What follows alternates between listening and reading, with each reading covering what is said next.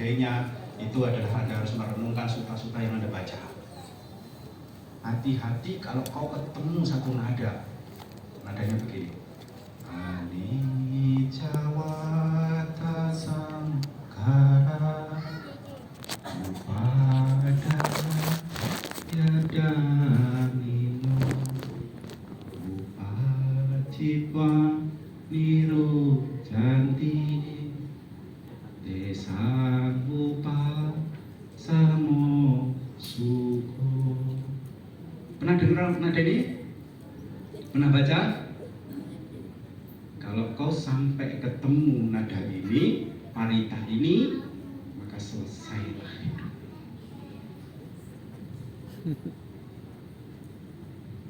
Oke, paham ya? Jadi sebelum kau ketemu nada ini, maka bahagialah. Hidupmu harus kau isi dengan hal yang baik, hal-hal yang positif. 5 silamu itu harus kau baca setiap hari. Tekadmu, aspirasimu. Oke, maka aku akan mencapai nibbana bahkan dalam satu kelahiran saat ini. Kalau kau masih berpikir bahwa ini adalah satu kelahiran, kau salah. Kau sudah ribuan kali kelahiran, sudah berkali-kali lahir terus menerus. Maka hari ini aku ingatkan anda semua yang ada di sini untuk mengingat kembali tentang tisaranamu dan 5 silamu. Ingat aspirasimu untuk mencapai pencerahan. Karena kalau kau sampai lupa, kau hanya akan berputar di alam samsara kembali. Oke, agak serius berarti, ya agak serius ini. Ini kalau nggak serius ini bahaya enggak? Oke ya, bisa dipahami dari sampai titik ini ya. Terus bagaimana cara mencapainya, Bante? Anda masih nanya, bagaimana cara mencapainya, Bante? Nanya enggak?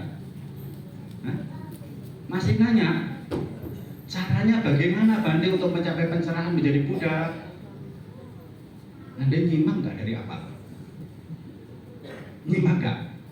Nyimak kan? Caranya tisarana dan 5 sila. Anda sudah jalanin belum? Belum? Duh, mama. Ini kayak mana umat Buddha ini akan berkembang ya? Tisarana dan 5 sila itu kewajiban loh umat rumah tangga. Anda sebagai rumah tangga, kewajibanmu jelas. Kewajibanmu apa? Tisarana dan 5 sila itu kewajibanmu. Untuk mencapai apa? Tahapannya apa? Surga, lahir sebagai manusia yang berharga, kelahiran mencapai kebudayaan. Itu loh tujuanmu. Maka kalau kau ditanya tujuan umat Buddha, tujuan beragama Buddha, tujuan kewihara, tujuan berbuat baik, tujuan berdana dan lain sebagainya, tujuannya apa? Jelas tujuannya 3 itu tadi. Yang terakhir jelas, aku akan mencapai kebudayaan. Oke. Maka Anda sudah dalam perjalanan hidup ini, Anda nggak boleh menyalahkan lagi. Bos Bante, kenapa aku lahir menjadi orang menderita? Kenapa aku lahir cacat dan lain sebagainya? Silamu perlu diperbaiki. Kenapa silamu perlu diperbaiki? Orang yang membunuh itu 5 syarat dalam membunuh nih. Tak tunjukin. 5 syarat dalam membunuh. Ini cara membunuh supaya masuk nerakanya cepat. Akses tanpa jeda. Tak kasih tahu. Jadi cara membunuh nih. Yang pertama, makhluk hidup. Tahu itu makhluk hidup, niat untuk membunuh, proses dilakukan pembunuhan, kematian. Ini 5 syarat cara membunuh yang baik dan benar. Enggak baik, salah saya. Ini cara sadis untuk cepat masuk neraka. Nanti nerakanya prosesnya tanpa jeda. Setelah kau masuk neraka, nanti ketemu dengan Raja Yama. Nah, kita baru nego di sana. Oke. Jadi 5 tadi ya. Makhluk hidup, tahu itu makhluk hidup, niat untuk membunuh, proses pembunuhan, kemudian kematian. Ini proses yang disebut secara karma lengkap. Maka ini akan mengakibatkan kelahiranmu kembali. Mohon maaf, kelahiranmu kembali, 1 di neraka. Selesai di neraka, lahir kau jadi binatang. Selesai kau jadi binatang, lahir lagi sebagai manusia tapi cacat. Mohon maaf, lahir cacat. Jasmanimu cacat atau mentalmu cacat. Ini karma dari membunuh. Maka kenapa sila pertama itu tidak boleh membunuh? Oke, bisa paham? Sila kedua apa? Bunuh, mencuri. Mencuri akibatnya apa? Kemiskinan. Maka jangan salahkan ketika seumur hidupmu, kenapa usahaku susah banget, hidupku kok selalu sengsara terus. Bahkan aku usaha ini gagal, usaha ini gagal, usaha ini gagal. Nah ini nanti urusan tentang ekonomi. Nanti sedikit saya akan bahas bagaimana cara memperbaiki ekonomimu agar kau lahir sebagai buka sampada tadi. Ya. Nah jadi sila kedua dilarang mencuri. Mencuri itu syaratnya nih supaya tahu cara mencuri yang salah. Ya, punya orang lain. Tahu itu punya orang lain, niat untuk mencuri, bergesernya barang itu.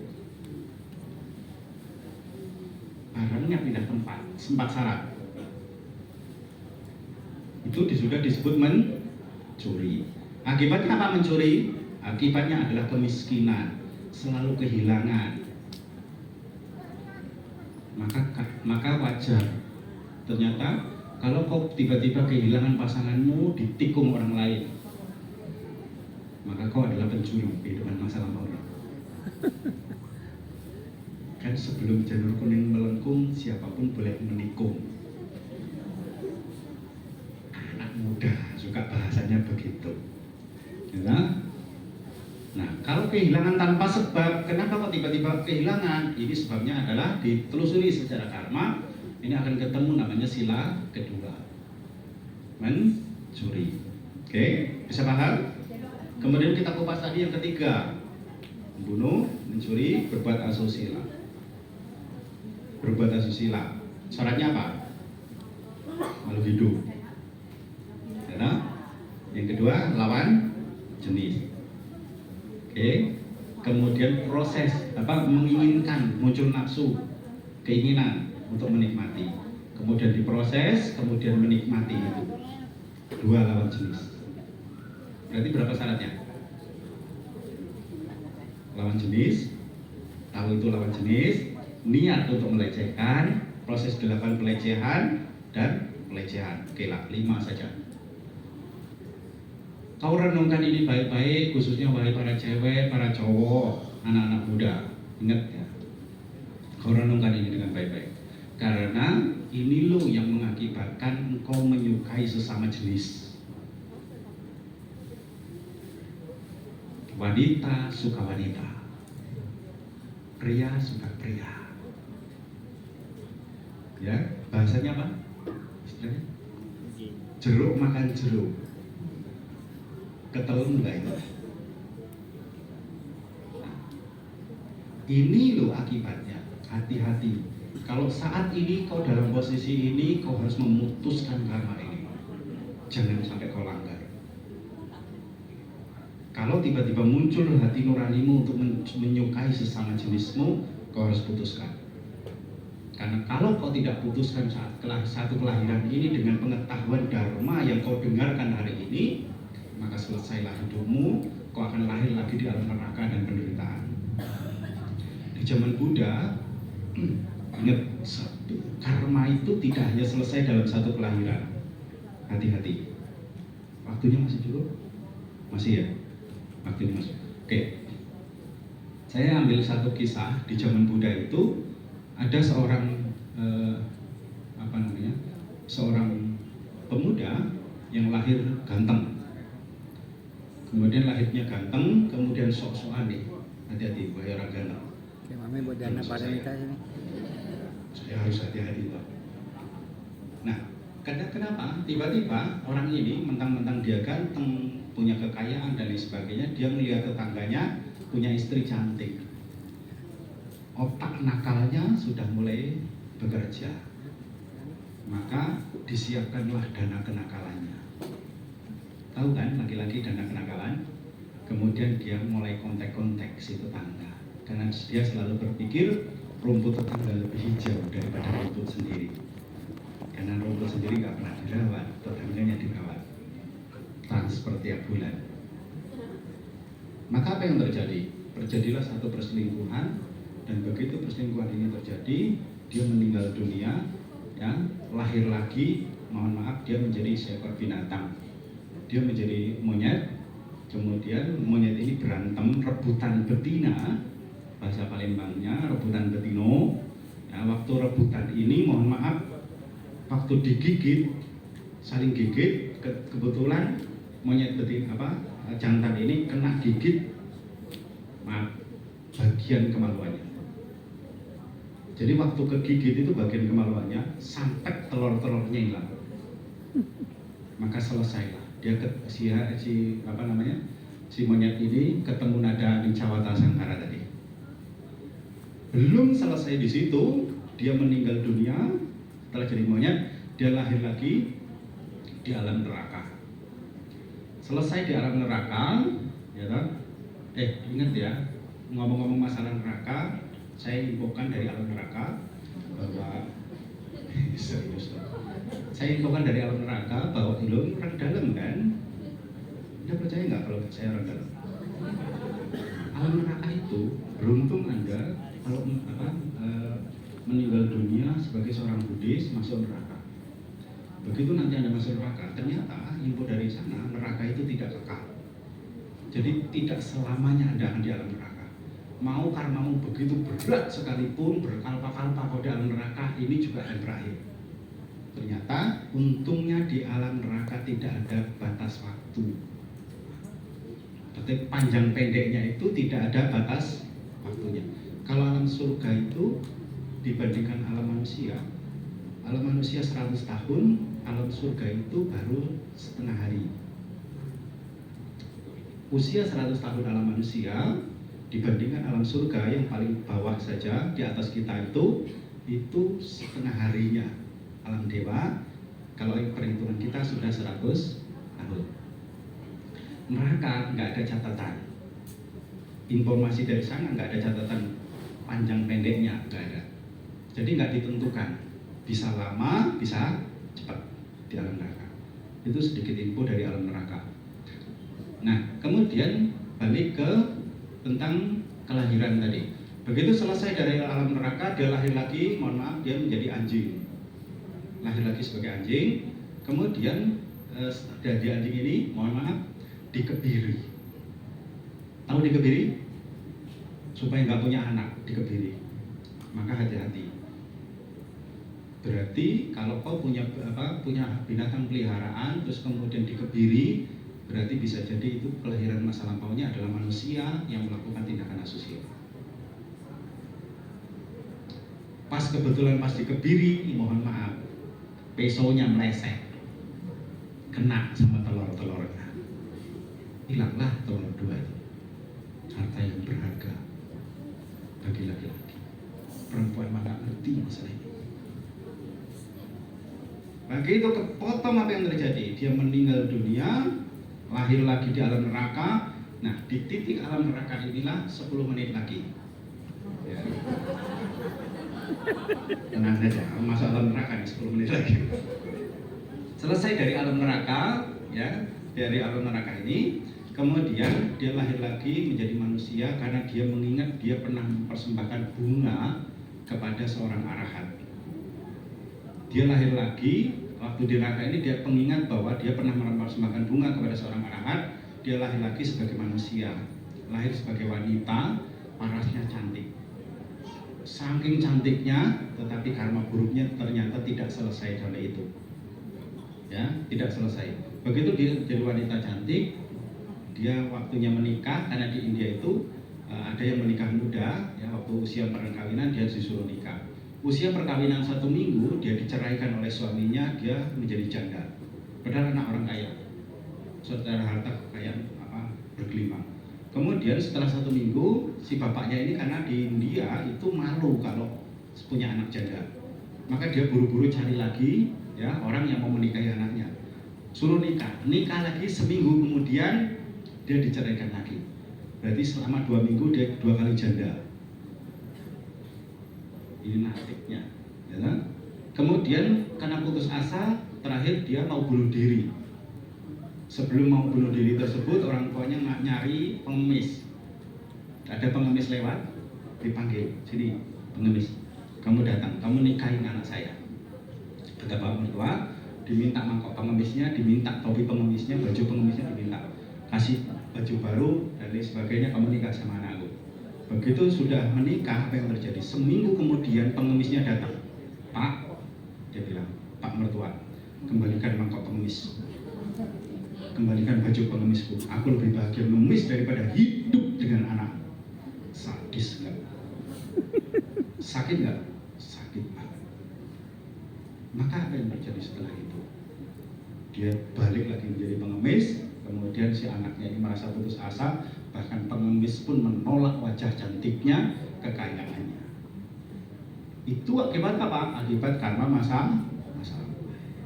Kemudian dia kebetulan setelah itu dia mau bunuh diri, dia pergi sambil nenteng baygon rasa stroberi, dia tenteng belum pikir dia mau bunuh diri. Kebetulan pas perjalanan mau bunuh diri ketemu bikuni. Bikuni sedang berjalan gitu, dia ngikutin bikuni itu, baygonnya tadi dia tinggal, kemudian dia ikut ke wihara. Sampai di wihara dia mohon untuk jadi bikuni. Nah, ini kebetulan saran saja. Jadi Anda yang belum nikah, nah saya sedikit promosi. Kalau Anda sudah usia 20 ke atas, 23, 26 ke atas, masih belum nikah-nikah juga, ya, saya sarankan silahkan Anda pergi ke kelurahan atau datang ke Dukcapil, minta surat keterangan tidak mampu. Biar saya kasih solusi. Nanti kalau surat keterangan tidak mampumu sudah kau dapatkan, kau datang ke wihara. Di situ cari saya. Nah, begitu nanti ketemu saya, surat keterangan tidak mampumu tadi serahkan ke saya. Saya coba ada banyak. Tak suruh jadi biku. Setuju? Hening berkepanjangan. Kembali ke cerita tadi sedikit.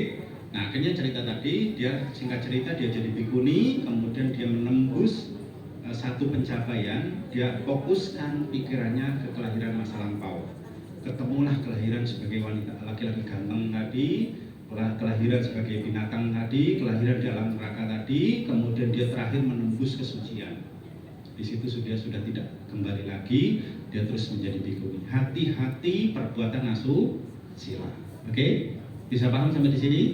Ya, jadi sila itu sangat penting untuk menjaga hidupmu, karena sila itu seperti landasan, seperti bumi ini yang mampu menumbuhkan. Dengan silamu yang baik, keyakinanmu akan bertumbuh. Dengan keyakinanmu bertumbuh, maka praktek dharmamu akan stabil. Praktek dharma yang stabil akan mengarah kepada samadhi yang kokoh. Samadhi yang kokoh akan mengarah kepada pencerahan yang cepat. Jadi moral atau sila adalah landasan yang kuat sekali. Jadi kembali lagi, imani Pancasila Bari Silenak Sugati Nyanti selesai, Silenak Boga Sampada selesai. Sekarang tinggal menuju pencerahan menjadi Buddha. Silena Nibuting Yanti. Oke, selesai. Oh belum. Oke, masih ada waktu. Berapa menit lagi? 5 menit lagi. Pertanyaan. 5, 10 tadi. 2 orang yang angkat tangan. 4 menit. Oke, 4 tambah 4 8. Yuk, 2 pertanyaan. Silakan.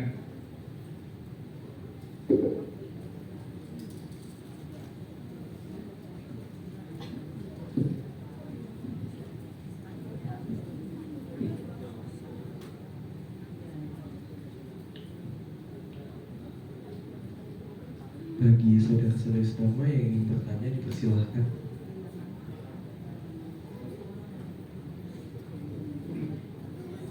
Pertanyaannya bebas, apa aja boleh kau tanyakan. Namo Buddhaya Bante. Perkenalkan saya Fian, saya ingin bertanya. Tadi kan disarankan untuk membaca Tisarana setiap hari. Namun untuk umat Buddha yang lebih memilih aliran Mahayana, apakah ada mantra tertentu yang disarankan untuk dibaca setiap hari? Terima kasih Bante. Oke, terima kasih pertanyaannya. Mahayana lebih pendek. Baca san kui fo, kui pa, kui so. Selesai. Terus ini baru 5 sila diulang. Ya. Jadi kau bangun pagi, baca tuh Tisaranamu. Ya. San Wei kau baca. Wei Fo, Wei Fa, Wei Shen. Pujaku kepada Buddha, Dhamma dan Sangha. Mau buka usaha, sebelum kau buka usaha, kau baca itu Wei Fo, Wei Fa, Wei Shen. Ya, tisarana. Kalau bisa bahasa Bali pakai bahasa Bali, nggak bisa pakai bahasa Bali pakai bahasa Mandarin, nggak bisa pakai bahasa Mandarin pakai bahasa Indonesia, nggak bisa pakai bahasa Indonesia, selesai masuk neraka saja. Masih bahasa gitu masuk neraka. Oke ya. Jadi bacanya pokoknya cuma begitu. San Wei kan yang kalau dinadain panjang. Jadi yang mudah saja. Wei Fo, Wei Fa, Wei Shen. Ya, puja berlindung kepada Buddha, Dhamma dan Sangha. Terus itu dibaca. Jadi ini PR untuk setiap harimu, 3 perlindungan dan 5 sila. Saya 5 sila nggak tahu bahasa Mandarinnya seperti apa. Kamu coba nanti cari ya, yang bisa bahasa Mandarin. Jadi kau baca itu setiap hari, jangan pernah kau lupakan itu. Karena kembali lagi, ini adalah caramu menjadi seorang umat Buddhis. Oke? Maka kalau Anda bertanya lagi, apakah Buddhis yang terbaik, Bante? Ya. Apakah harus menjadi seorang umat Buddha, Bante? Ya. Apakah harus tisarana, Bante? Ya. Pokoknya kalau kau tanya sama saya, mana agama yang terbaik di dunia, Bante? Agama Buddha. Loh iya. Kenapa kok Bante jawabnya begitu? Aku pemuka agama, kawan. Aku itu pemuka agama yang harus bertanggung jawab terhadap agamaku. Jadi kalau kau tanya agama Buddha yang terbaik, Bante? Yes. Harus Buddhis, Bante? Harus. Punya pacar harus Buddhis, Bante? Harus. Kalau nggak Buddhis bagaimana, Bante? Buddhiskan. Jadi wis nggak ada kata enggak, pokoknya harus. Jadi mulai sekarang ada nggak yang punya cowok nggak Buddhis? Buddhis kan? Ada yang punya cewek nggak Buddhis? Ajak dia masuk biara, ajak dia Buddhis. Oke, kasih boleh ada waktu tambahan dikit ya? Boleh ya? Sedikit aja. Ini supaya mereka ini punya pacar biar Buddhis. Ini hal yang penting. Kau mau nggak punya pacar seorang pembunuh, mau nggak? Mau nggak? Yuk, yang cewek-cewek punya laki seorang pembunuh, mau nggak? Nggak. Sila pertama berarti tidak membunuh. Berarti Buddhis nggak? Buddhis. Sila kedua, kau mau nggak semua harta bendamu dicuri? Nggak mau. Berarti sila kedua dilarang mencuri. Dilarang mencuri, Buddhis nggak? Buddhis. Berarti pacarmu harus Buddhis. Mau nggak dilecehkan? Nggak mau? Hah? Seluruh hidupmu itu dilecehkan oleh lawan jenismu, mau nggak? Asusila. Di Buddhis nggak? Buddhis. Berarti kau harus punya pacar, syaratnya tidak berbuat asusila. Berarti yang Buddhis. Kalau belum Buddhis harus di Buddhiskan. Mikir coba ya. Coba mikir ya. Kemudian membunuh, mencuri, berbuat asusila, berbohong. Mau nggak kau punya pacar, punya cewek itu seorang pembohong melulu tiap hari? Mau nggak hidupmu, hubunganmu penuh dengan kebohongan? Mau nggak? Nggak mau kan? Punya cewek seorang pembohong, mau nggak? Nggak. Dilarang berbohong di Buddhis nggak? Buddhis. Berarti cari orang yang jujur. Dari nggak jujur kemudian menjadi jujur, bener nggak? Bener. Jalan hidupnya bener nggak? Bener. Berarti dari tidak Buddhis kemudian menjadi Buddhis, bener nggak? Ayo jawab. Benar. Berarti kalau kau punya cewek harus kau Buddhiskan nggak? Hah? Harus. Harus nggak? Harus. Minuman keras, narkoba. Kau mau punya pasangan punya narkoba, minuman keras, mau nggak? Nggak mau? Nah, sila itu ada di mana? Ada di Buddhis. Beragama Buddha nggak? Beragama Buddha. Berarti syaratnya adalah nggak membunuh, nggak mencuri, nggak berbuat asusila, nggak bohong, nggak minuman keras, nggak narkoba. Inilah syarat engkau mencintaiku. Tanpa syarat itu tolak semua. Ini buat ibu-ibu, buat bapak-bapak yang punya anak, cari mantu, syarat mencintai anakku, syarat menjadi mantuku, tisarana dan 5 sila. Kalau nggak ada itu, jangan ditolak dulu. Kalem. Saya ajari, jangan ditolak dulu. Loh ini serius, jangan ditolak buru-buru, jangan buru-buru ditolak. Ajakin ketemu Bante. Setuju? Ya, jadi ajakin ketemu Bante. Ya udah kamu ketemu Bante dulu deh. Coba syarat-syaratnya biar lebih jelas, lebih detail sama Bante dulu. Begitu datang ke wihara langsung udang serangan kejami. Mau lari tak lempar jubah maksudnya. Tapi hati-hati, kalau kelempar jubah Anda gagal punya menantu karena dia harus jadi ego. Oke ya, bisa paham ya? Oke, satu pertanyaan tapi lebar, sedikit saja. Oke, jadi syarat punya menantu, syarat punya pasangan harus Buddhis. Syaratnya apa? Tisarana dan 5 sila. Oke, itu. Terima kasih. Terima kasih Bante.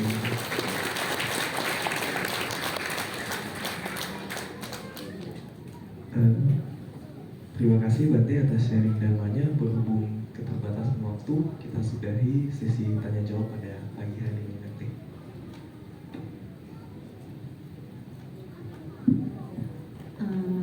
Sedikit pengumuman sebentar ya, bagi umat yang memiliki mobil dengan plat B2490BRO diharapkan ke mobilnya karena kaca mobilnya kebuka. Sekali lagi, bagi pemilik kendaraan dengan plat B2490BRO dipersilakan untuk menghampiri mobilnya karena kaca mobilnya kebuka. Terima kasih. Biar nggak panas kali. Oke, sudah selesai? Sudah? Oke, mari semuanya anjali. Kita semua beraspirasi agar apa yang kita inginkan, kita tuju, semuanya bisa tercapai dan terrealisasi. Ulangi yang saya katakan, setiap kebajikan yang telah kami kumpulkan dari mendengarkan dhamma, seluruh kebajikan ini dari membaca sutra dan parita,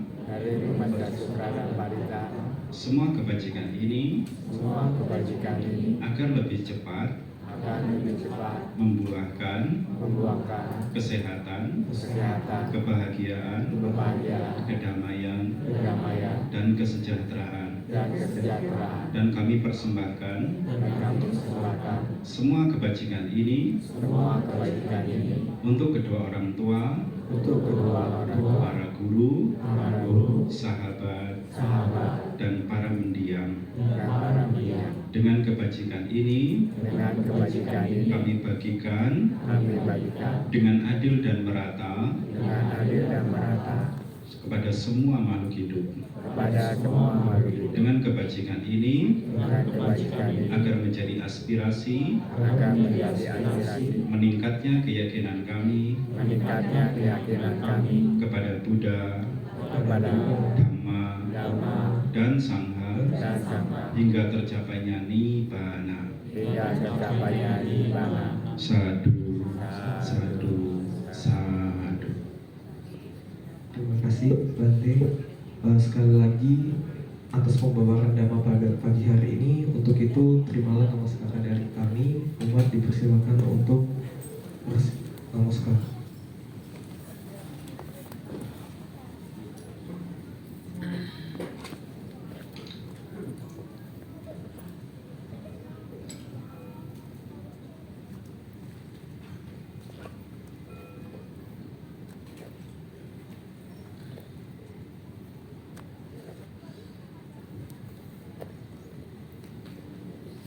Baik, Bante mungkin sudah boleh dipersilakan untuk meninggalkan balik ke sana Bante jika umat dipersilakan untuk berdiri, saya menghadapkan dan bersikap anjali.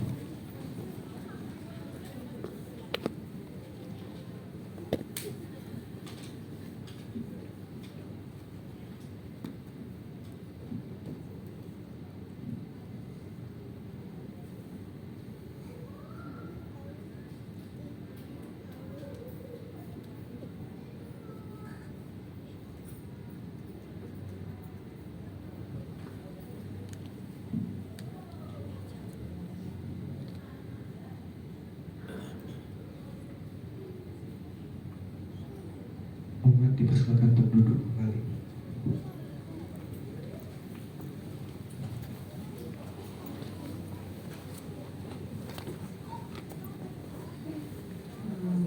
Ada pengumuman sekali lagi ya, bagi pemilik mobil dengan plat B2833BRY dimohon untuk memindahkan mobilnya. Dan lagi bagi pemilik kendaraan mobil Honda B2833BRY dimohon untuk memindahkan kendaraan.